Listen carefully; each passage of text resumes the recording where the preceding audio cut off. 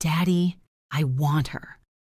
12-year-old Min-seo Park pointed directly at the black woman standing in front of a contemporary art installation, her finger unwavering.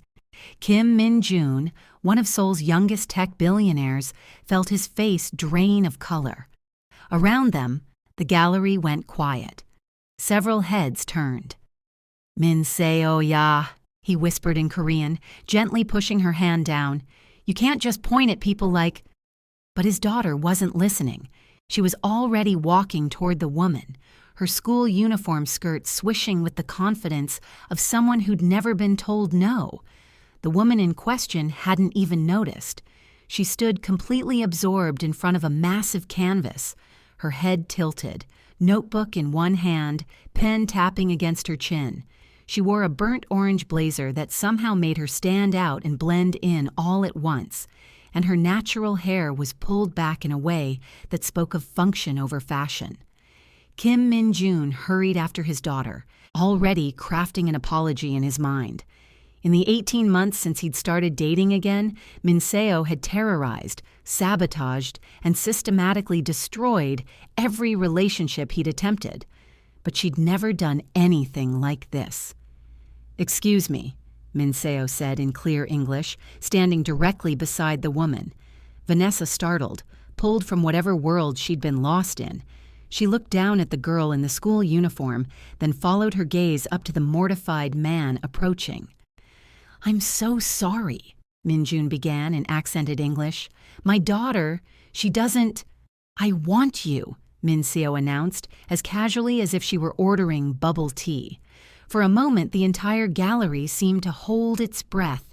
Then Vanessa threw her head back and laughed, not a polite chuckle or an uncomfortable giggle, but a genuine, from-the-belly laugh that echoed off the white walls.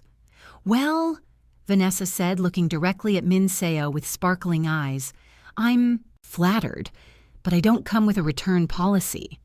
Min-seo didn't miss a beat. "Everything has a return policy if you know the right people." Vanessa laughed even harder. She crouched down to Min-seo's eye level. Not condescending, just equal. "Okay, I like you. But maybe we should start with names before we discuss ownership." And that's when Kim Min-joon knew he was in trouble. If you are enjoying this story, please hit that like and subscribe button. Your support means a lot to me. Now back to the story. Kim Min-joon's life could be measured in two distinct halves, before the accident and after. He was 38 now, a widower who'd built Korea's leading AI company, Quantum Edge Solutions, from nothing. He'd met his wife Hee-jin at university, back when he was an engineering student with more ambition than money, and she was an art student with paint permanently under her fingernails. They balanced each other perfectly. He saw the world in code and logic. She saw it in color and emotion. Min-seo was born when he was 26, and for 6 perfect years, they were a family. Then came the rainy Tuesday when Min-seo was 6, a drunk driver, a hospital waiting room, and suddenly Min-joon was a widower with a first grader who kept asking when mommy was coming home. 6 years had passed since then. 6 years of being both mother and father, of attending ballet recitals and parent-teacher conferences alone, of learning to braid hair from YouTube videos and burning dinner more nights than he'd like to admit. He threw himself into work and parenting with equal intensity, building his company into a powerhouse while raising a daughter who was becoming more brilliant and independent by the day. But his mother, the formidable Mrs. Kim, had other ideas. "Min-joona, it's time," she said, at least once a month. "Min-seo needs a mother figure. She's 12 now, becoming a young woman. She needs guidance." What really meant was that Min-seo was becoming too independent, too outspoken, too American in her thinking. Mrs. Kim wanted a proper Korean daughter-in-law who would teach Min-seo to be softer, more traditional, more suitable for a family of their standing. There was also the matter of succession. The Kim family holdings were vast, and in Mrs. Kim's traditional mind, a man needed a wife to be taken seriously. She'd introduced him to numerous suitable women over the years, all Korean, all from good families, all pre-approved by the family matriarch. Min-jun had resisted for years. He'd made a promise to himself after Hye-jin died.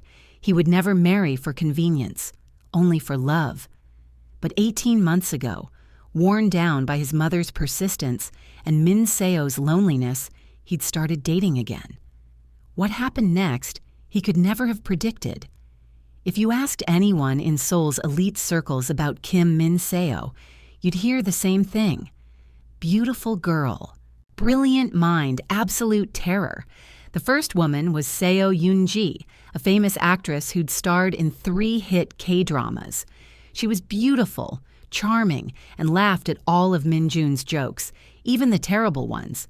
She brought Min-seo expensive gifts from Paris and gushed about how they'd be like sisters. During their third family dinner, Min-seo accidentally knocked over an entire glass of red wine onto Yoon-ji's white Chanel dress. As the actress gasped and stood, Min-seo looked up with wide, innocent eyes and said, "Oh no, I'm so sorry. But isn't it strange how your laugh sounds different when you're upset? Much more real." Yoon-ji left in tears. Min-jun grounded his daughter for a week. Min-seo spent that week researching woman number 2. Park Ji-young came from old money, the kind of wealth that made even Min-jun's fortune look new.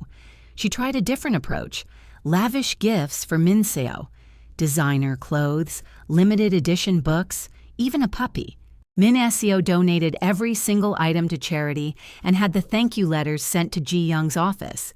At dinner, she sweetly told her father, "I think Ms. Park is confused. Love isn't something you can buy at a department store." Ji-young stopped calling. Min-jun tried to talk to his daughter about kindness.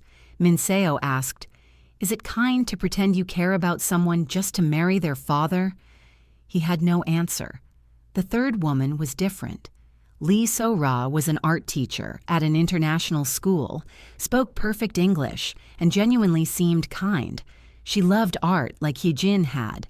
Min-jun thought maybe, finally, this could work. Min-seo played her longest con yet. For 2 months, she pretended to bond with So-ra.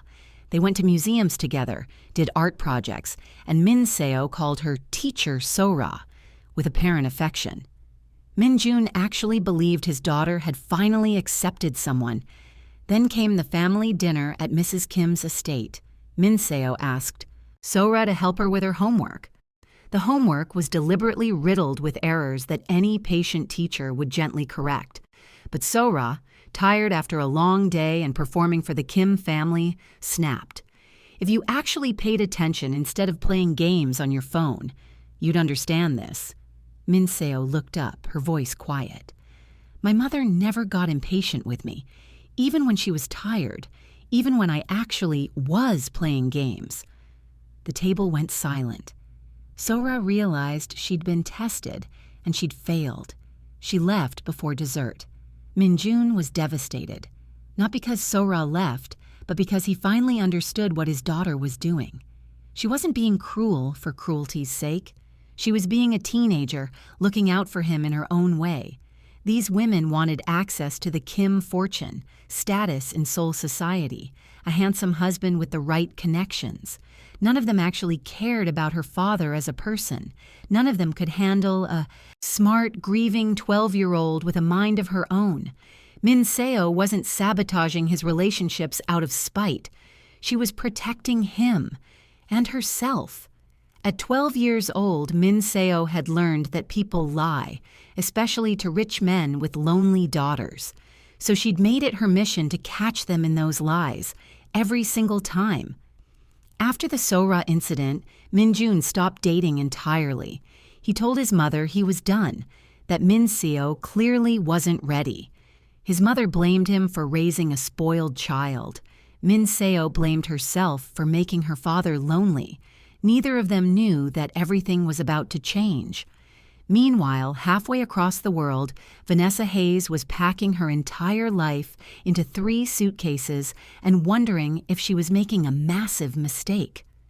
Vanessa was 35, an African-American art curator from Chicago who'd spent her entire career proving herself in spaces that didn't always want her there.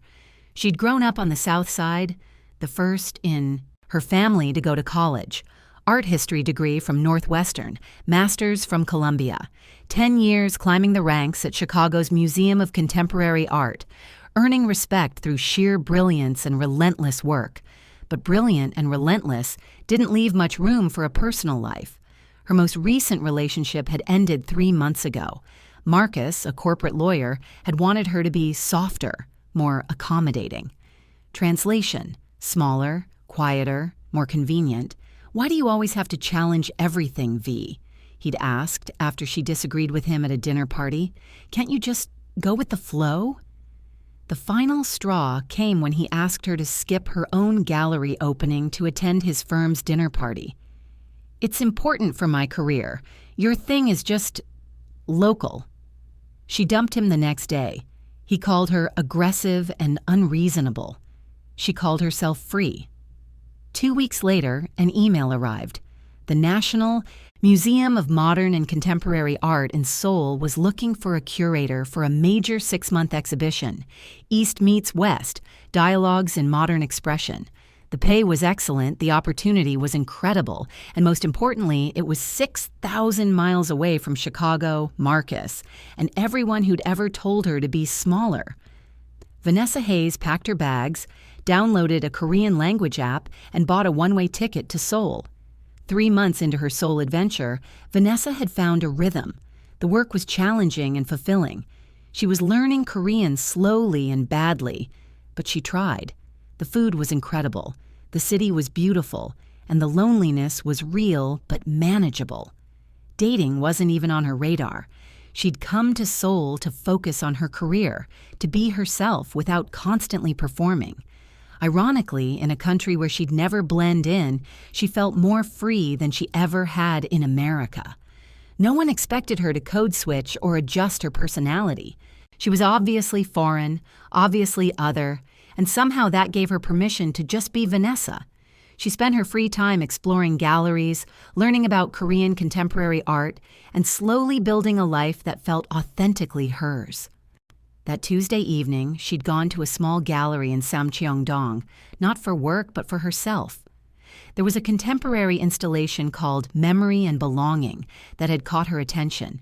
She stood in front of a mixed media piece about cultural identity and home, completely absorbed, taking notes that no one would ever read but herself. She didn't notice the well-dressed man enter with his daughter, didn't hear their footsteps approaching, didn't see the 12-year-old studying her with the intensity of a scientist examining a particularly interesting specimen. She only noticed when a voice said, "Excuse me," and she turned to find a girl in a school uniform pointing directly at her. "I want you." Vanessa's first instinct was to laugh, and so she did. Because what else do you do when a preteen points at you like you're a puppy in a window?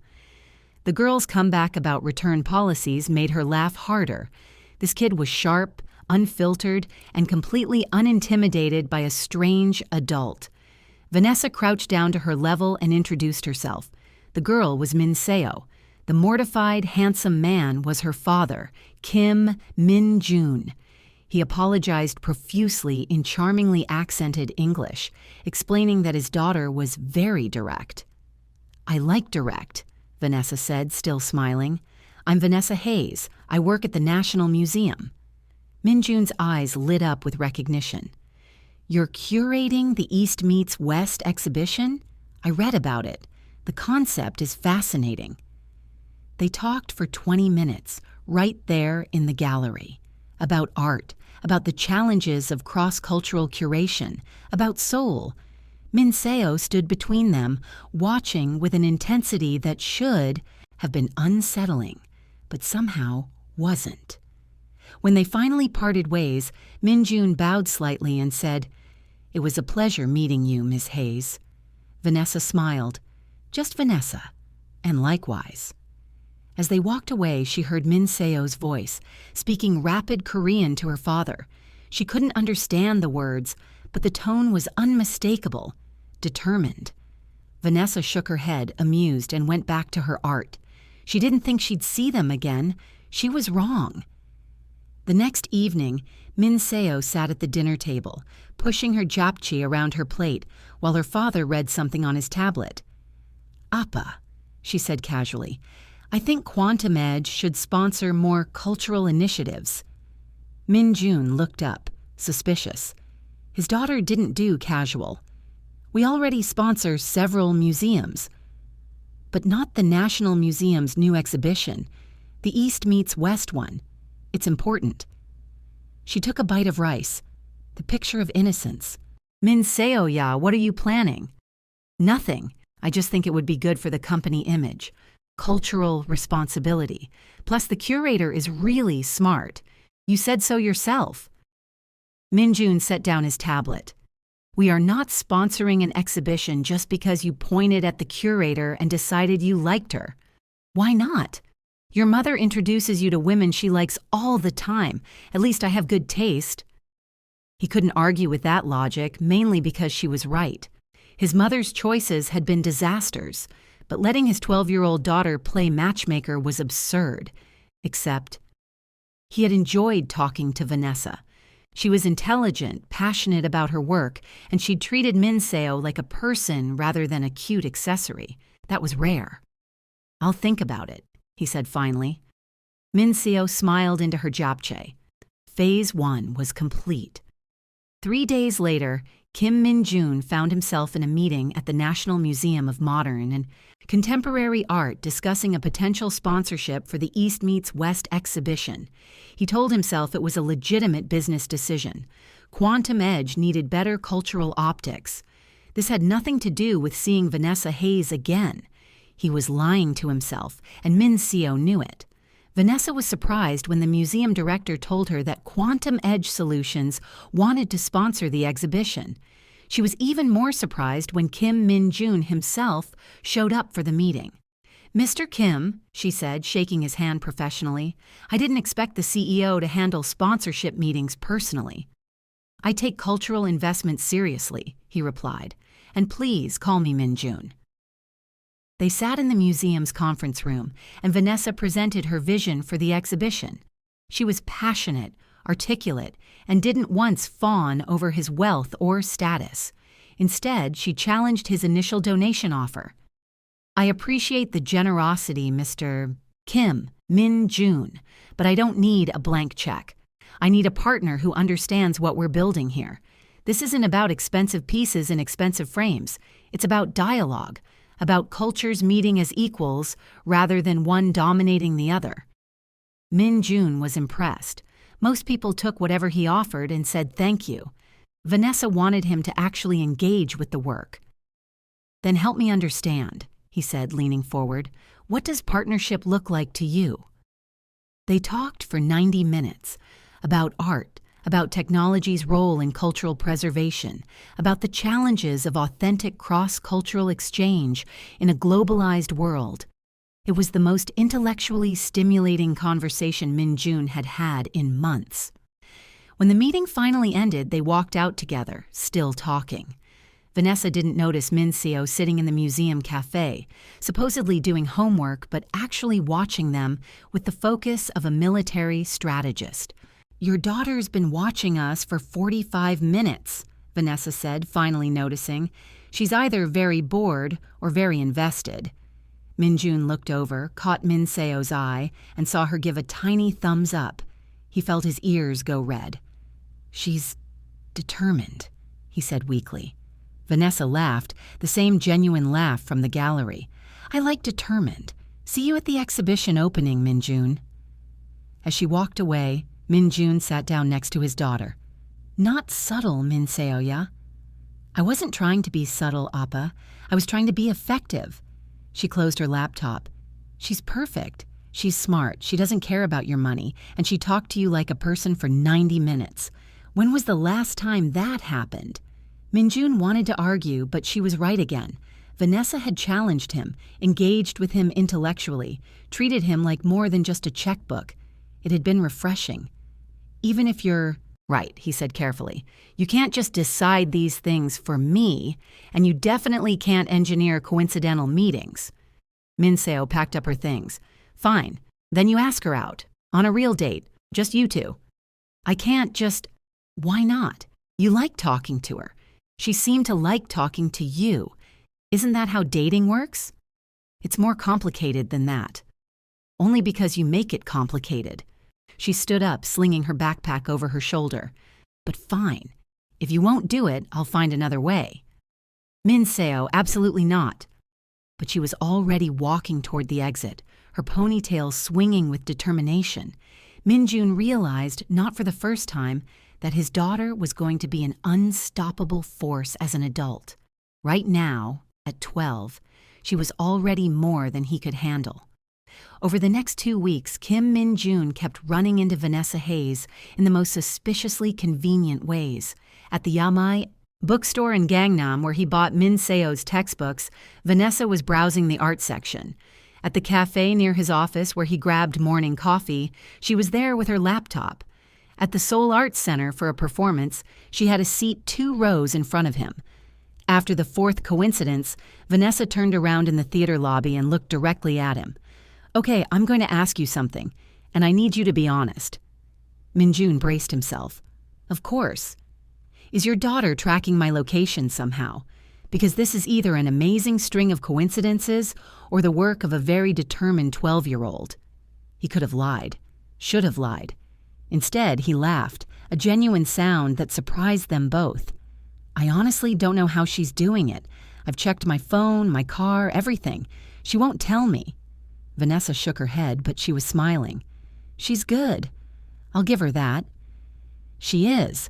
She's also completely out of line, and I'm sorry. Don't apologize. Vanessa's smile softened. It's actually kind of sweet, misguided, and maybe slightly concerning from a privacy standpoint, but sweet. She clearly loves you a lot. She does. Too much sometimes. After her mother died, she became protective. It was the first time he'd mentioned his wife to her. Vanessa's expression shifted, understanding flooding her eyes. How long ago? 6 years. Min-seo was 6. That's a lot for a kid to carry. It is. And I think that's why she's doing this. She's seen me go through the motions with women my mother approves of, women who don't really care about anything except the family name. I think she's tired of watching me be lonely while pretending I'm not. The lobby was emptying around them. The performance was about to start. Can I ask you something? Vanessa said. Anything. Do you actually want to have coffee with me?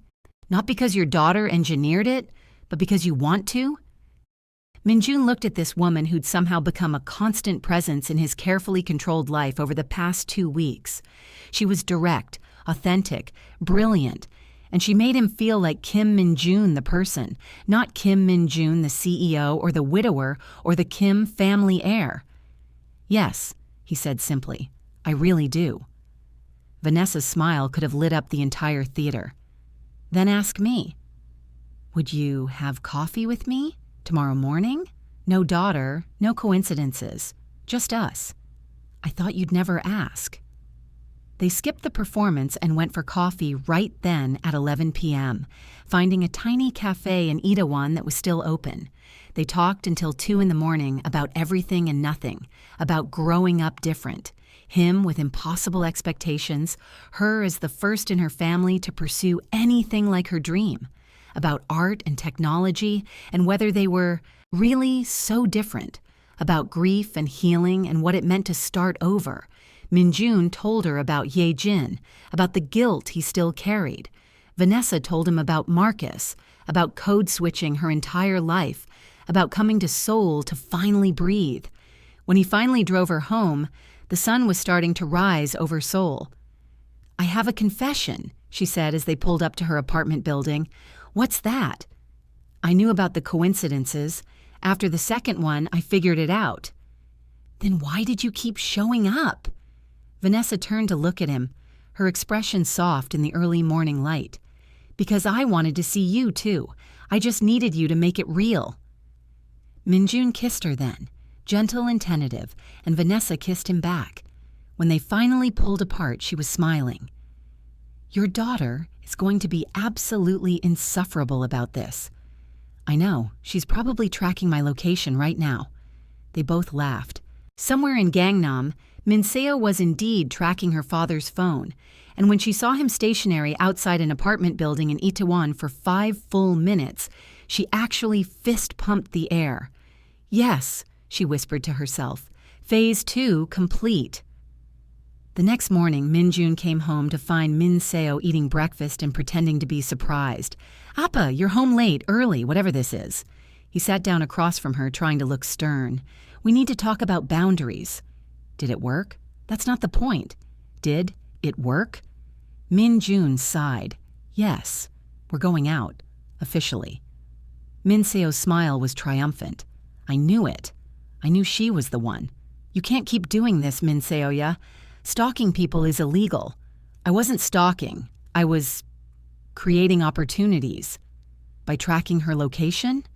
I didn't track her location. I tracked yours, and then I researched her schedule from her, museum, bio, and social media, cross-referenced with places I knew you'd go, and created a probability matrix of optimal meeting points. Min-jun stared at his daughter. You're 12. I'm aware. Can I meet her officially now? Like, not just pointing at her in a gallery? Despite everything, Min-jun found himself smiling. His daughter was impossible, brilliant, and absolutely relentless, just like her mother had been. Let me take her on an actual date first, without surveillance. Fine, but I'm going to need regular updates. Min-seo, I'm invested now, Appa. I chose her. I need to make sure it works out. Looking at his daughter's determined face, Min-jun realized something important. Min-seo wasn't just playing matchmaker, she was trying to build a family again, one she could trust. And for the first time in 6 years, she'd found someone she thought might be worthy of joining it. Okay, he said softly, but you have to promise me. No more stalking, no more engineered coincidences. If this is going to work, it needs to be real. Min-seo considered this. I can work with that. But if she needs a nudge towards saying yes to something important, I reserve the right to provide subtle encouragement. Define subtle. I'll workshop it. Min-jun laughed, ruffled his daughter's hair, and went to get some sleep. He had a feeling he was going to need his energy for whatever came next. Over the next month, Kim Min-jun and Vanessa Hayes fell into something that felt dangerously close to love. They had dinner at Pojang Matcha, where Vanessa tried soju for the first time and declared it dangerously delicious.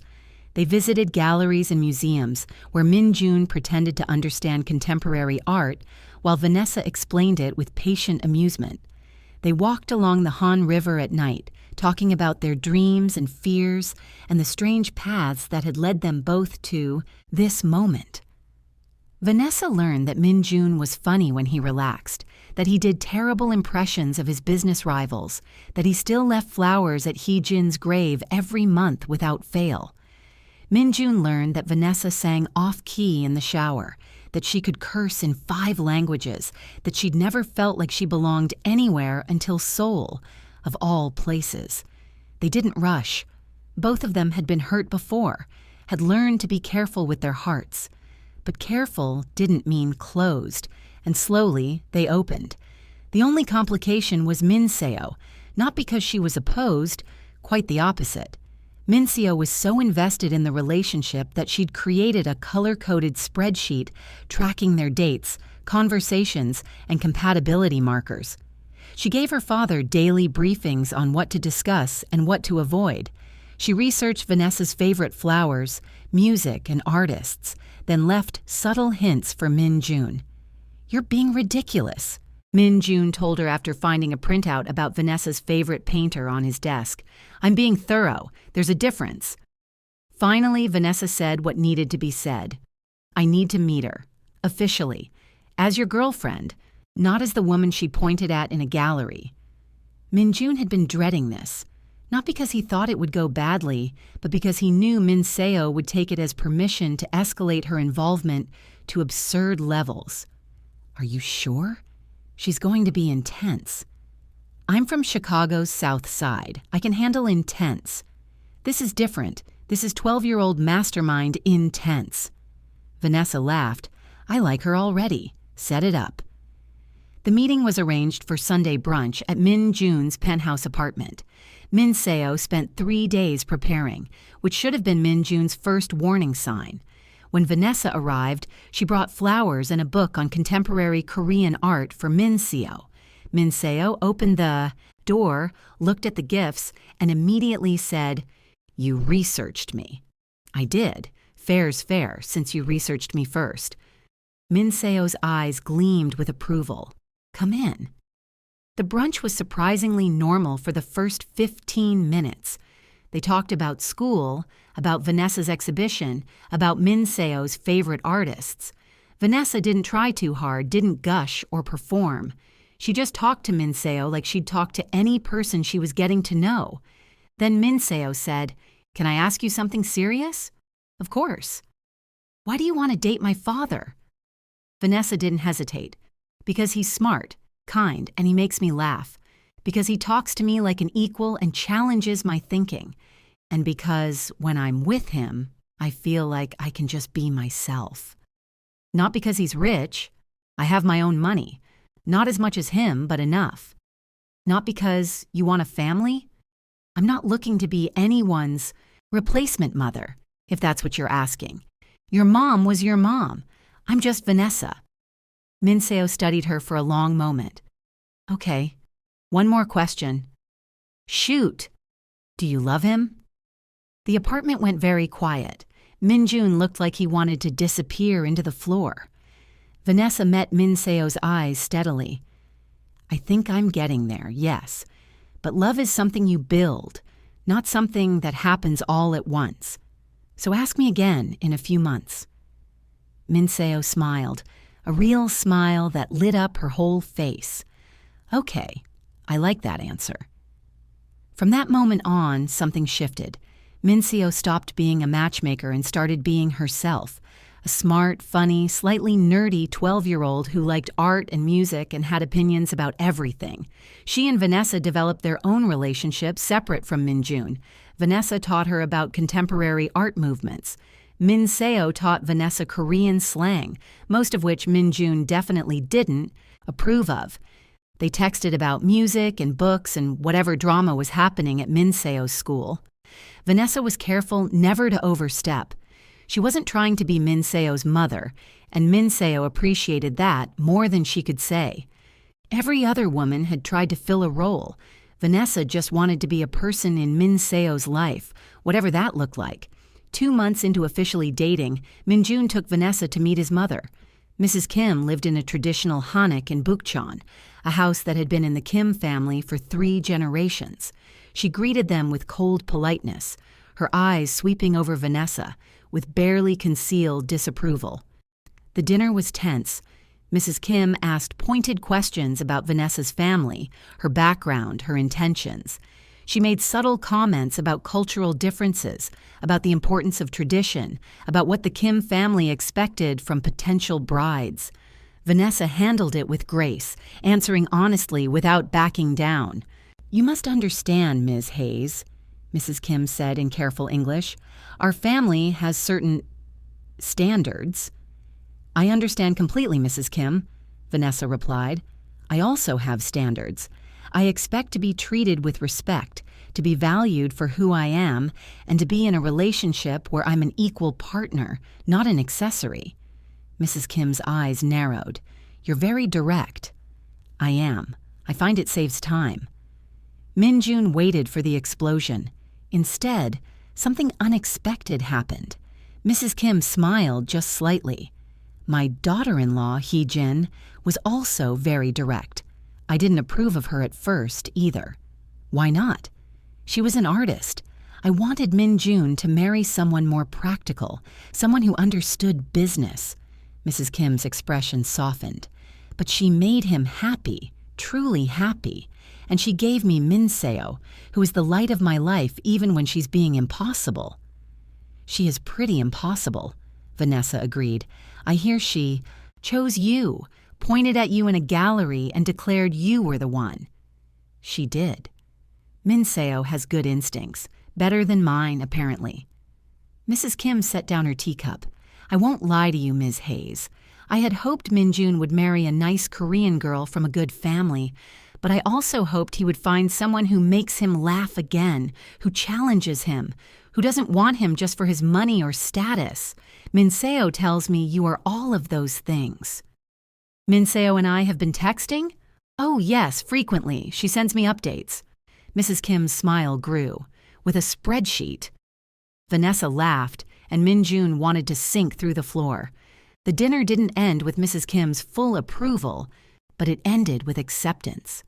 As they left, she pulled Vanessa aside. "Take care of them," she said quietly. "My son and my granddaughter. They've been hurt enough." "I will," Vanessa promised, "if they'll let me." In the car, Min-jun was quiet. "That went better than I expected," Vanessa said. "My daughter has been texting my mother, with spreadsheets." "Your daughter is very thorough. She's managing my relationship like it's a business merger, and she's doing a pretty good job." Vanessa took his hand. "Hey, your mom didn't hate me." "She didn't. Min-seo likes me. Your mother is warming up to me, and I—" She paused, then decided to just say it. "I'm falling in love with you, so maybe let Min-seo have her spreadsheets." Min-jun pulled the car over, turned to her, and kissed her thoroughly. "I'm falling in love with you too," he said when they finally broke apart. "Spreadsheets and all." 3 months into their relationship, everything was going perfectly. Maybe too perfectly. Vanessa's exhibition, East Meets West, opened to critical acclaim. Min-jun was there with Min-seo, watching Vanessa give tours and explain pieces with passionate expertise. He'd never been prouder of someone who wasn't family. Min-seo watched her father watching Vanessa, and she felt something she hadn't felt in 6 years. Hope that they might actually be a family again. Not a replacement family, but something new and real. Then Vanessa's phone rang during the after-party. She stepped away to take it, and when she came back, her smile was strained. "Everything okay?" Min-jun asked. "Yeah, just work stuff. I'll tell you later." But later never came. Vanessa kept finding reasons to change the subject, and Min-jun didn't push. He'd learned that she'd talk when she was ready. Min-seo, however, had no such patience. A week after the exhibition opening, she cornered Vanessa at a cafe. "What's wrong?" Min-seo asked, sliding into the booth across from her. "Nothing's wrong, I'm fine." "You're lying. You've been weird since the exhibition. Did something happen?" Vanessa sighed. She'd forgotten how perceptive Min-seo was. "I got a job offer. Director of Contemporary Exhibitions at MoMA in New York. It's my dream job. The job I've been working toward my entire career." Min-seo's stomach dropped. "When do you leave?" "I haven't accepted yet, but you're going to." "I don't know." Vanessa looked miserable. "My contract here ends in 2 weeks. I always knew Seoul was temporary, but now there's your dad and you and this life I didn't expect to want, and I don't know what to do." "Have you told Appa?" "Not yet. I don't want him to feel like he has to ask me to stay. His career is here. His family is here. Your school, your life. I can't ask him to uproot everything." "What if he wants to?" "Then I'd be the person who made him choose between me and everything else. I don't want to be that person." Min-seo understood then. Vanessa was going to leave, not because she didn't love them, but because she did. She was going to sacrifice her chance at family rather than make them sacrifice for her. It was exactly the kind of selfless, stupid thing her father would do too. Min-seo went home and did what she did best. She made a plan. She researched every major museum and gallery in Seoul. She found that the Seoul Museum of Art was searching for a new chief curator, a position that was prestigious, competitive, and perfect for someone with Vanessa's expertise. The position offered significant creative freedom and the chance to build something unique in Seoul's growing contemporary art scene. Then Min-seo did something bold. She found the museum board's contact information and composed an email. She didn't pretend to be anyone else. She introduced herself honestly as Kim Min-seo, daughter of Kim Min-joon of Quantum Edge Solutions. But the heart of the email was a letter she'd written herself. Careful, professional language. She explained why Vanessa Hayes, currently curating at the National Museum of Modern and Contemporary Art, would be perfect for their chief curator position. She described Vanessa's work on the East Meets West exhibition, her understanding of both Korean and international contemporary art, her cross-cultural perspective, and her ability to make art accessible and meaningful. She directed them to Vanessa's publicly available work at the National Museum, the exhibition that was currently receiving international acclaim, and suggested they reach out to her directly. It was heartfelt, intelligent, and persuasive.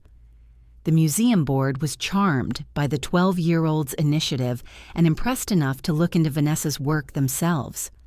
3 days later, Vanessa received a call from the Seoul Museum of Art. They wanted to interview her for chief curator. She was confused. She'd never applied. They mentioned a letter from Min-seo Kim, Vanessa, found Min-seo after school, waiting at her usual cafe. "Did you seriously contact the Seoul Museum of Art on my behalf?" Min-seo looked up from her homework, completely unrepentant. "I did." "That's not how this works, Min-seo. I can't just—" "Why not? You deserve the job. You're perfect for it. And you want to stay. I know you do." "That's not the point." "Then what is the point?" Min-seo's voice cracked. "You're going to leave because you think it's the right thing to do. You're going to give up what you want because you don't want to make us choose, but that's not fair either." "Min-seo, please don't go." Tears were streaming down Min-seo's face now, the first time Vanessa had ever seen her cry. "I know I'm not supposed to ask. I know you have your own life and your own dreams. But please, I lost my mom. I can't lose you, too." Vanessa sat down and pulled Min-seo into a hug. The girl cried into her shoulder, 12 years of grief and hope and fear spilling out. "Oh, sweetheart," Vanessa whispered, "I'm not your mom. I could never be her." "I know, but you could be you, and that's enough. That's more than enough." They stayed like that for a long time, while Vanessa's mind raced. She took the interview. On her own merit, with no connections or influence, she went in and presented her vision for contemporary art in Seoul. She talked about bridging cultures, about making art accessible, about the importance of authentic cross-cultural dialogue. They offered her the position on the spot. Better pay than MoMA, more creative control, and the chance to build something truly unique. She asked for 24 hours to decide. That evening, she went to Min-joon's apartment. He was alone, Min-seo conveniently at a friend's house. "I need to know something," Vanessa said. "If I stay in Seoul, where does this relationship go?" Min-joon looked at her, carefully. "Where do you want it to go?" "I want real. I want partnership. I want to build something that lasts." "So do I." "Your mother will never fully approve of me." "I know. Can you live with that?" "Can you?" "Choosing me means choosing against her expectations, against tradition." Min-joon took her hands. "I already chose you, Vanessa. The moment Min-seo pointed at you in that gallery, something in me recognized you. I just didn't know it yet. So yes, I choose you, every day, if you'll have me." Vanessa kissed him, long and deep. When they broke apart, she was smiling through tears. "I got a job offer in Seoul, chief curator at the Seoul Museum of Art." "That's incredible." "I turned down MoMA." "You what?" "I chose Seoul. I chose this life. I chose you and Min-seo and whatever we're building together." Min-joon pulled her close. "Are you sure?" "I've never been more sure of anything." 6 months. Later, Vanessa stood in her new office at the Seoul Museum of Art, looking at the exhibition plans spread across her desk. Her phone buzzed with a text from Min-seo. "Dinner at 7. Appa is cooking. Pray for us both." She smiled. In the past 6 months, everything had changed. She and Min-joon were engaged, planning a small wedding that blended both their cultures. Mrs. Kim still had reservations, but she'd softened considerably, especially after Min-seo gave her a PowerPoint presentation on why Vanessa was statistically the best choice. Min-seo had flourished. She was doing a project at school on cross-cultural families, and her presentation had become legendary. She talked about honoring the past while building the future, about how family wasn't just blood but choice. The final slide was a photo of the three of them at the museum, looking at art together. Her teacher asked, "So is Vanessa your new mother?" Min-seo's answer was simple. "No, she's Vanessa," and "That's better." That evening, Vanessa arrived at the penthouse to find Min-jun had indeed attempted to cook. The kitchen looked like a disaster zone, but the effort was endearing. "I tried to make your favorite," he said sheepishly. "I can see that. Should we order delivery?" "Probably wise." Min-seo laughed from the couch, and they all ended up eating pizza on the floor, talking about their days, making plans for the weekend, being a family in the way that felt most natural to them. Later, after Min-seo went to bed, Vanessa and Min-jun stood on the balcony, looking out at Seoul's glittering lights. "Do you ever regret it?" Min-jun asked. "Turning down New York?" "Never.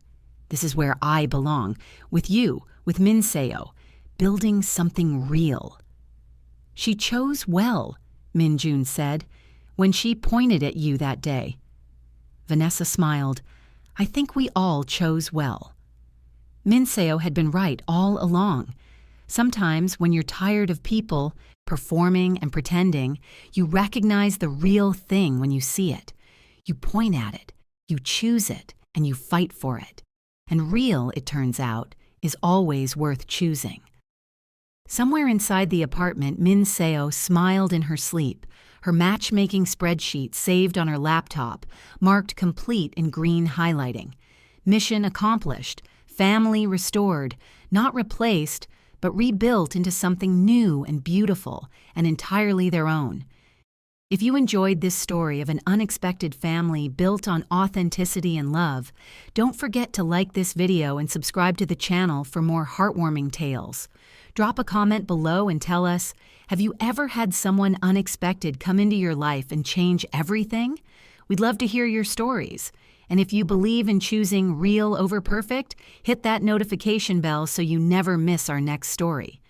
Thanks for listening, and remember, sometimes the best things in life are the ones we never saw coming.